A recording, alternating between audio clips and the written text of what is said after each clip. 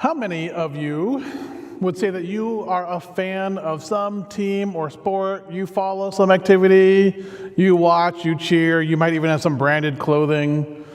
I've got a best friend who has perfected the subtle art of celebrating my birthday, which is really him just mocking me.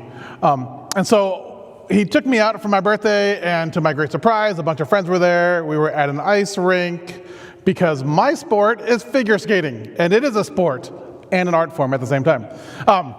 We get to this ice rink, and we're all laced up, and we're on the ice, and then we get there. And so my friends turn all at once, and they look at me, and they say, "Okay, go ahead." And I realize that they think that because I watch figure skating, that I can figure skate. Keep in mind, I am hanging on for dear life to the sides of the walls. I am not built for ice skating. And as they realize that I can't do anything, they start taking off, they're laughing. And as they each pass me by, I start like whirling out like, "Well, you watch basketball and you can't play basketball. And well, you watch cooking shows and you can't." It's a weird niche, right? It's sort of, why would anyone watch figure skating unless you had a personal history with it? In the same way, it feels like Esther is throwing this question into our face of, why would you call yourself a Christian? Why would you say that you follow God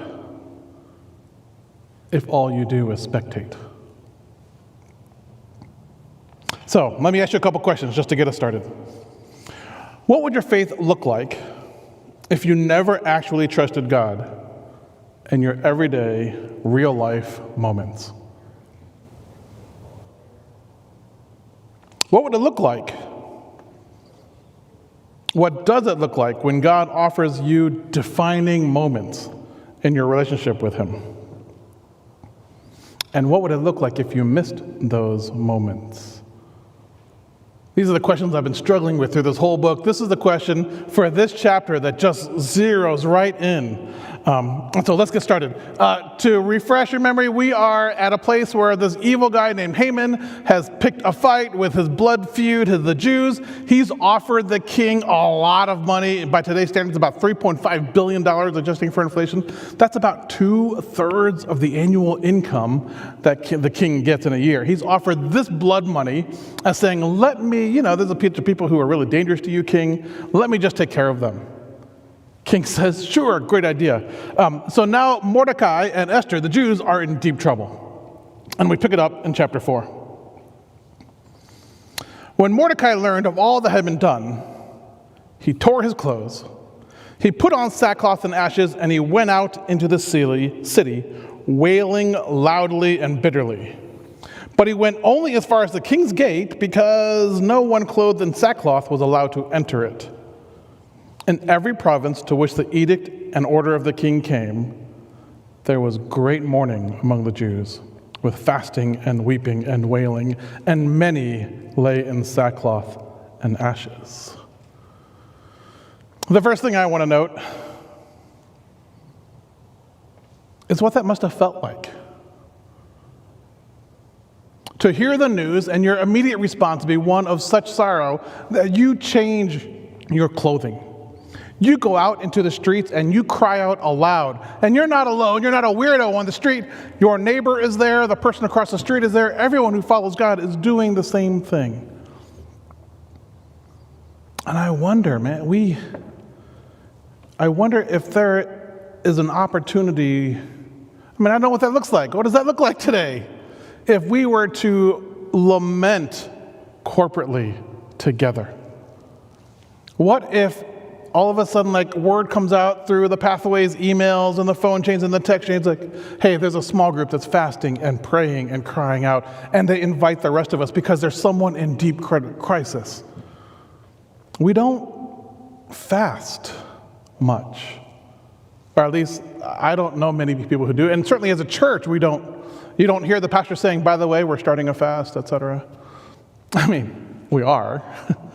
The students of Pathways and the IBBW, we're going to fast together, and we invite you, Pathways, to join us when that happens. We'll give you more details when that happens. But I wonder if we're missing an opportunity to corporately lament and cry out to God. By the way of which, this whole God is missing from the Bible thing, why would you fast and wail and not cry out to God? It's like the author had to work really hard to leave God's name out of that. Like, oh, maybe they're just fasting because they're dieting in their crisis. It doesn't make any sense. Like, you have to work really hard to leave God out of this passage. Because there is something in our chaos, in our strife, in our crises, something in us cries out to God. No matter whether you are a follower of God or not, something in every human cries out for a greater being when you are in trouble. We continue in verse 4. When Esther's eunuchs and female attendants came and told her about Mordecai, she was in great distress. She sent clothes for him to put on instead of his sackcloth, but he would not accept them. And then Esther summoned Hathach, one of the king's eunuchs assigned to attend her, and ordered him to find out what was troubling Mordecai and why. When I first read this, I couldn't figure out what Esther's motivation was. And my first thought was, well, I mean, she's not really much more than a teenager. I don't think she really understands what's going on. I mean, keep in mind, she's in isolation. She's just with the other women who are with the king. She's not connected to her community anymore. She doesn't get global news reports. Esther only had a limited amount of time to train her, to teach her, to raise her up. I wonder if, in the same way,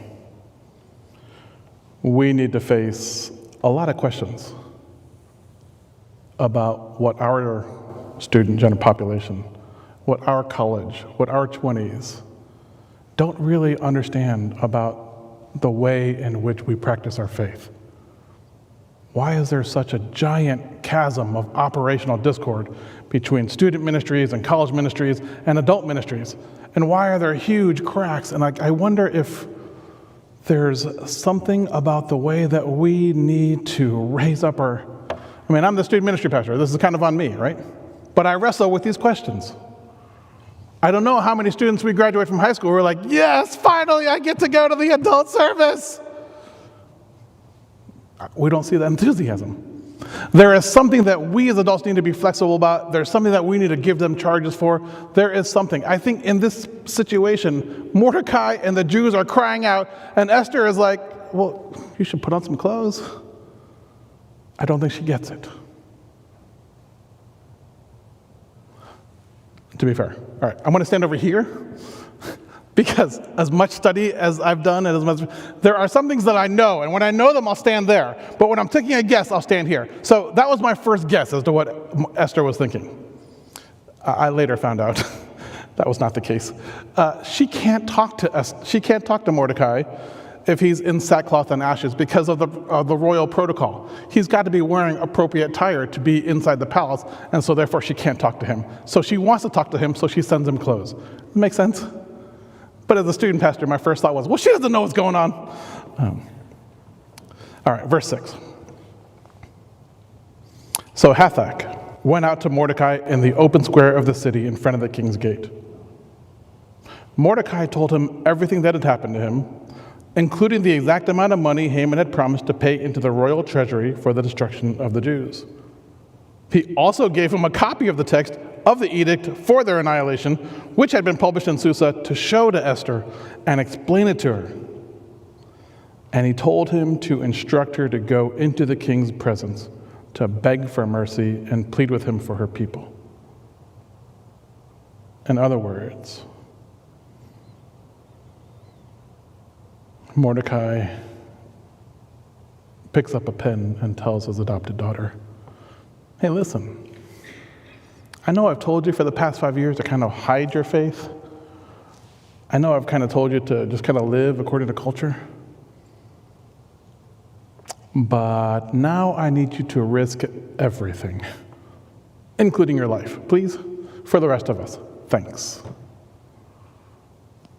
There is no mention that he had been preparing her for some kind of big moment.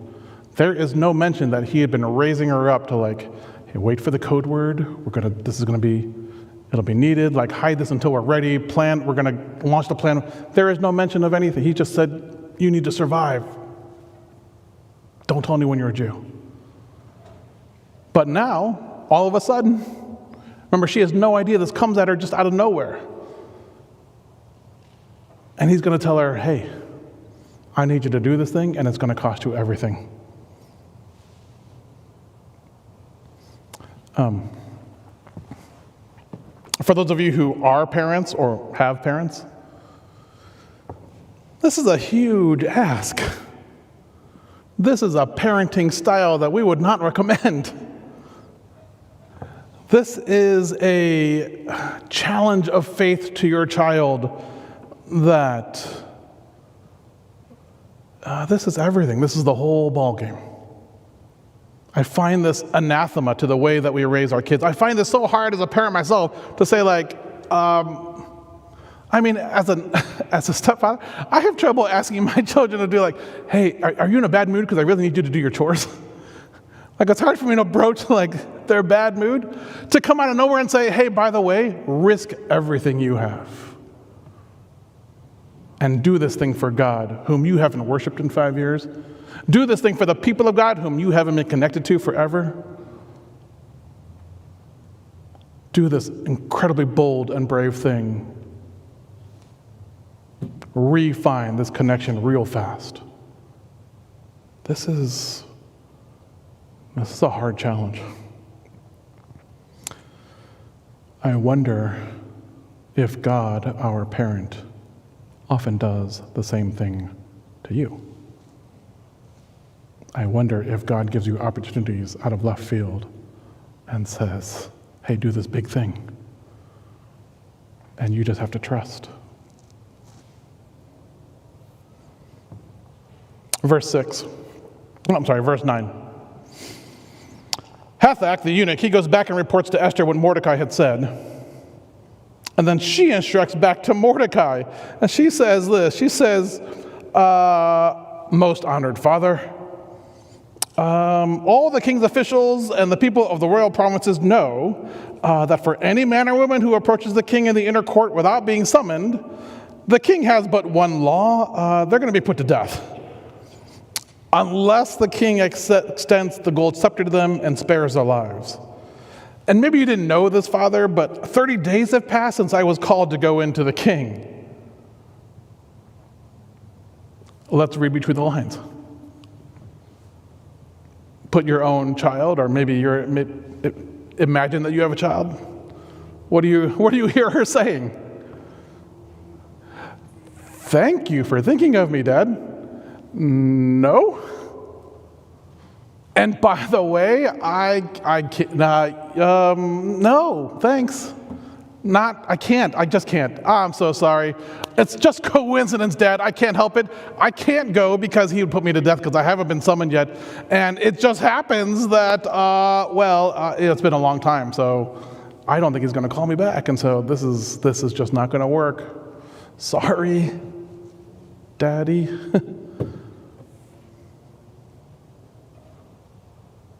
By the way, she hasn't seen the king in a month. Why? Remember, this is 5 years later. This is 5 years after she was taken. Xerxes has done another roundup. She's been queen for 5 years, and he decided to do it again. So he's got another couple hundred, 1,000 young women running through his harem. She hasn't seen him in a month.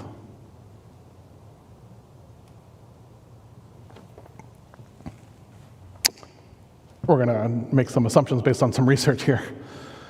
It's time to be completely authentic about the Bible. If you were to look up in secular historical books, Queen Esther of Persia, you're not going to find her.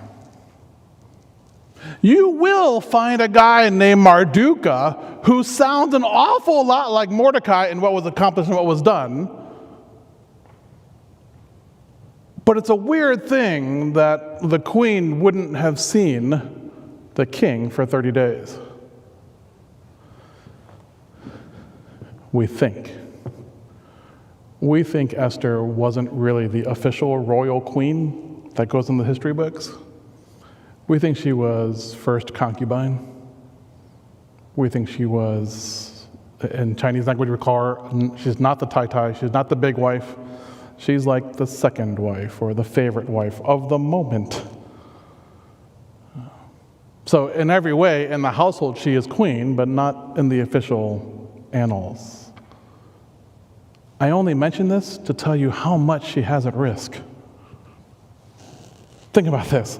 She is fighting inside the royal court, political intrigue, power moves, eunuchs trying to use her, abuse her, politically manipulate her. There is a lot of money being thrown around. There are young women vying for her position. She is trying to get time with the king to solidify her position, but to do that is to do some sexual things that she didn't want to do. There is all sorts of chaos going on. She has nothing that she can really bank on. There is no stability in Esther's life. And this message from her beloved father comes, and he says, by the way, risk it all. This is an incredibly huge challenge for Esther. Verse 12. When Mordecai received his daughter's reply, he sent back this answer. Daughter, do not think that because you are in the king's house, you alone of all the Jews will escape. For if you remain silent at this time, relief and deliverance for the Jews will arise from another place. But you and your father's family will perish. And who knows? And who knows but that you have come to your royal position for such a time as this. Finally! Finally, our hero Mordecai has stepped forward. This is not the Mordecai of chapter 1, 2, and 3. This is not the guy who just let his daughter go. This is not the one who told her to hide her faith. This is not the one who told her to eat whatever was put in front of her. This is not the one who did this and this, do that. This is all of a sudden, Mordecai is all in on his faith. Like something about that blood feud really just, and now he's revealing who he really is. He's been hiding all this time or something, but the book, the text, Mordecai's been hiding from us. In that verse, he reveals so much depth of theological wisdom. There is no way he said those sentences without being a deep scholar of Old Testament Torah. In those few sentences, he reveals a deep understanding of history that God's purposes on the grand scale cannot be denied, and that God will take care of his people somehow. He knows the Old Testament story of Genesis and Exodus and the patriarchs. He knows of the constant attacks on the enemy. He knows of God's constant delivery. Mordecai also understands that God invites individuals into key moments to partner with him. And furthermore, Mordecai also understands that there are personal costs for those who choose not to obey God. He's familiar with the history of how Moses didn't get to enter the promised land. He's familiar with King Saul and his failure, and on. He knows his scripture. But who knows, Esther, but that you have come to your royal position for such a time as this. Every time I've heard this passage preached, I've had this thought of, oh good, doesn't apply to me. I'm not royal. This is a great story, God, thanks. I don't have to do anything. Except there's this other verse later on in Scripture. It's in 1 Peter. But you are a chosen people, a royal priesthood, a holy nation, God's special possession, that you may declare the praises of him who called you out of darkness into his wonderful light. You, by God's grace, are royal. You, by God's adoption, are royal. You, sitting here today, reading Esther's book of royal position, that applies to us.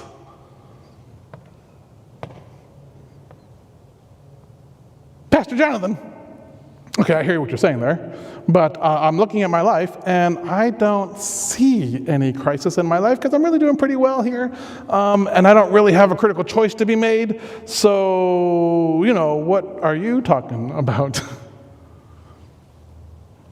Let me look at this. This is cool.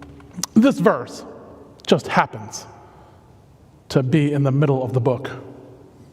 This verse just happens to be the turning point of the entire historical moment. This book is like a neon flashing light. This verse in the middle is God is like, this is the book of evangelism that I'm using, and this is the verse in the middle of it, and here's what I want you to see and do. And there's a theological term called descriptive or prescriptive, and when it's got this many flashing yellow signs, coincidentally, it is not descriptive. It's not just describing what happened to Esther and Mordecai. Well, that's for them, it's not for you. The very structure of the book is saying this verse is prescriptive. You have to do something about this.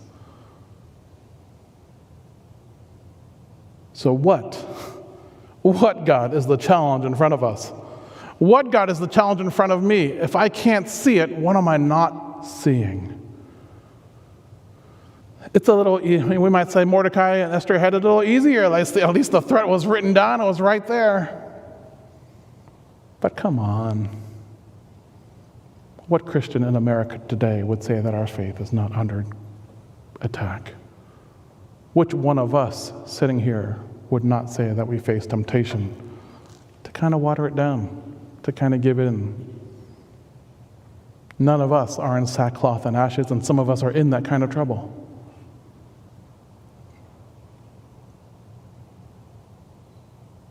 What is the challenge in front of us? What is your answer going to be? We can take our cue from Esther. I love this. This is every youth pastor's favorite verse. Here we go. Chapter 4, verse 15. Esther replies back to her father after this thing where she tried to say, "Thank you, Dad, I can't do it." He says, "Oh, yes, you are. And by the way, you have to do this." I wish I was there. I want to see Esther, this young woman. She reads her father's reply, her adopted father's reply, and something in her stands up. And something in her matches Mordecai's faith. And she says, all of a sudden now she's giving directions. "Go, gather together all the Jews who are in Susa, and fast for me. Do not eat or drink for 3 days, night or day," which is a different kind of fast than usual. "I and my attendants will fast as you do. When this is done, I will go to the king, even though it is against the law. And if I perish, I perish." Look at this young woman. She has no reason to do what she's about to do. You think about what she's lost in her life. She was orphaned, and then her adopted family and her friends were taken away. Her way of life, her culture was eliminated from her. She has no touchstones. She's in a strange place with strange people who want her to do evil, horrible things. And it's not safe there either. She's constantly being manipulated and constantly being pressured and Furthermore, she has enough faith training to know that she's way outside of Torah law. She's way outside of God's blessings. And there's all these hundreds of young women trying to take her spot.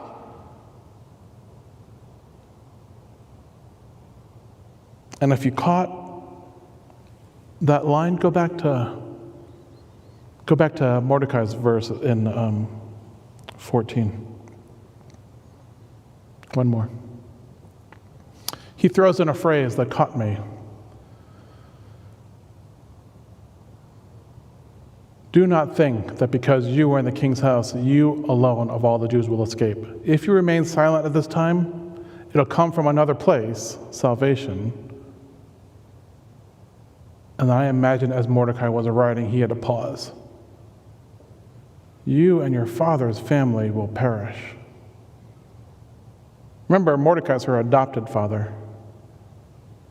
I'm I'm casting my own relationship with my own daughter and with my students into this relationship. But I try very hard not to point to my daughter that I'm not her actual father. And Mordecai pulls out all the stops and says, remember, you were the last of your line. You felt alone, now you're really going to feel alone because I'm not even with you in this. If you don't do this, your line is finished.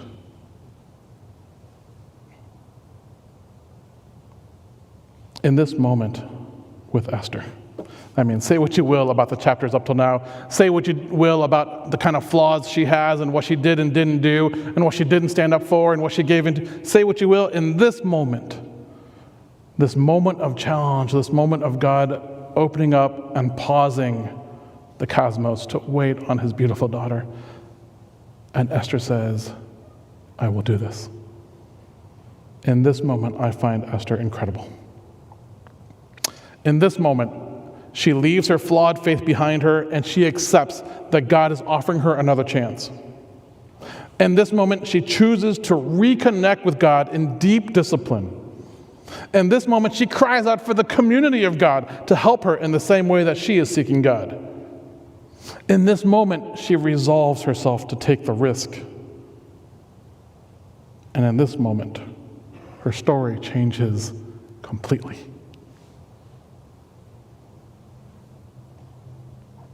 So what does that mean for us?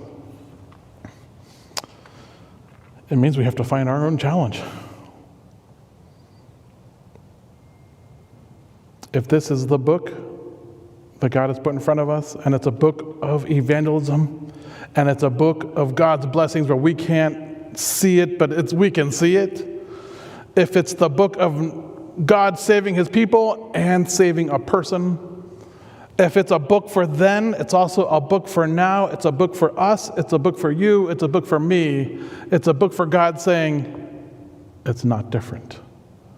There is a challenge in front of you. There's an opportunity in front of you.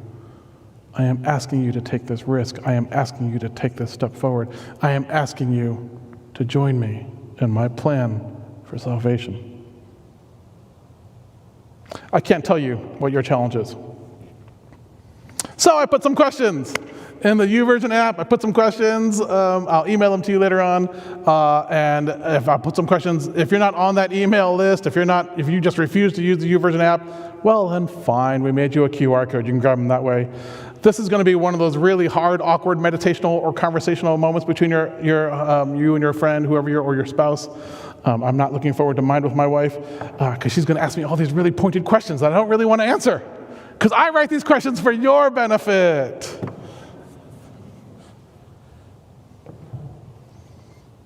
Do you feel a little uneasy right now?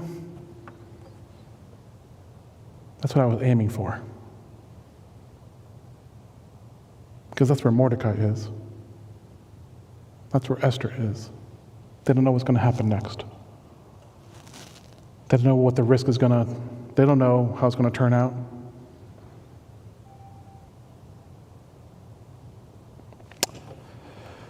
Perhaps God will have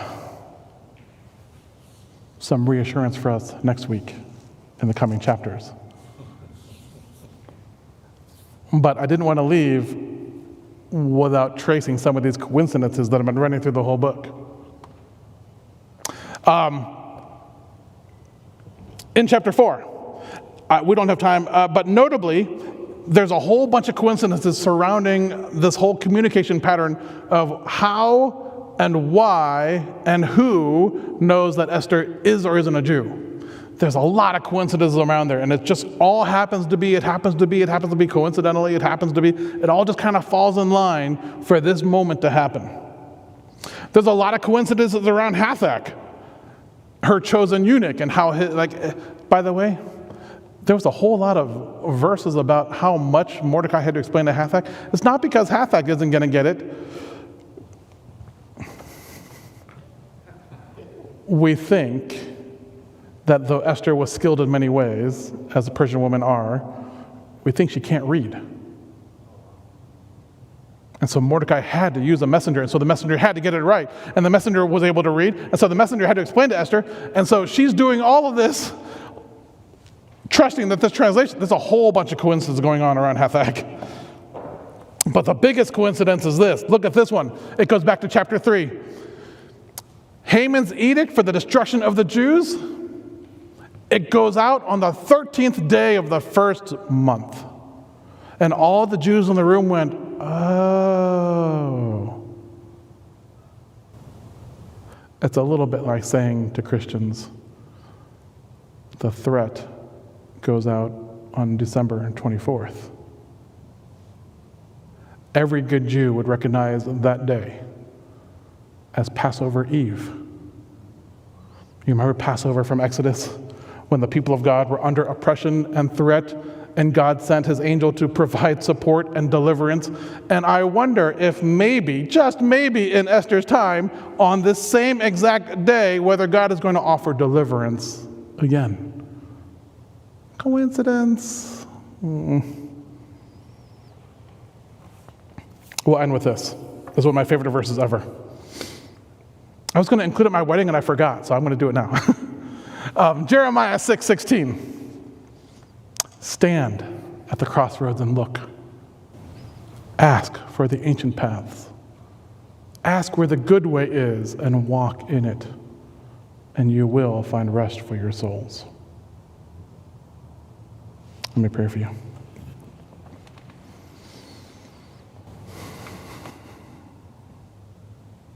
I don't like this part of the book, God. I like reading about how coincidences happen and how you're here and how you're there and what's going on, but I don't like when you turn your gaze on me.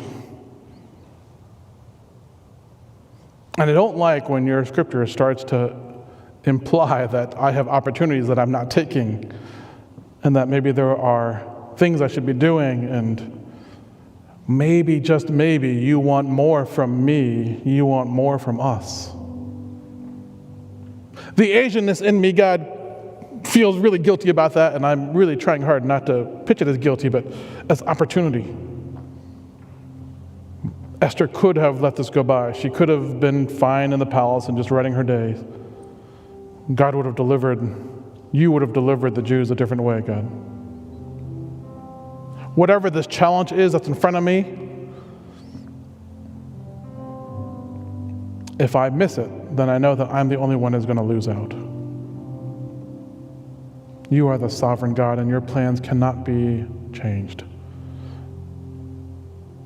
But you are the loving God, and you invite us into this royal priesthood of partnership, this privilege.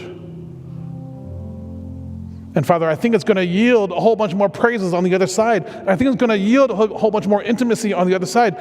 I think it's going to do things in my life, in our life, that make us different, that make us strong, that make us close, that make your name great among us. I think it's going to bring life. I think it's going to bring vitality. I want to ride this river that you've got us on.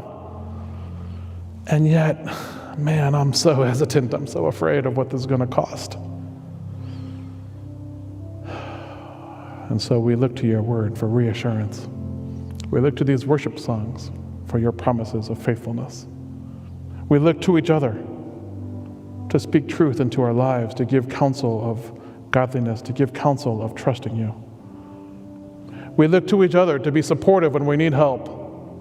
We lay at this altar our sacrifice of what we're hesitant to share, what we're hesitant to risk. These stupid baggage things that we carry around that are nowhere near as valuable as trusting you, as releasing it to you. My sense of economy is all wrong, God. I hold on to the things I don't want, and I don't take what you offer, which is what I do want. Father, for everyone here looking at their life, would you reveal it? Would you open the clouds? Would you open the windows? Would you write our story like the way that it just seems so obvious in this book? I want you to be so obvious in my life. I can't wait to see what you're going to do next with Esther and Mordecai, and I can't wait to see what you're going to do next in my life and our life, God. We pray for pathways, for whatever you have for us. Individually and corporately, we trust you. And all the people of God said,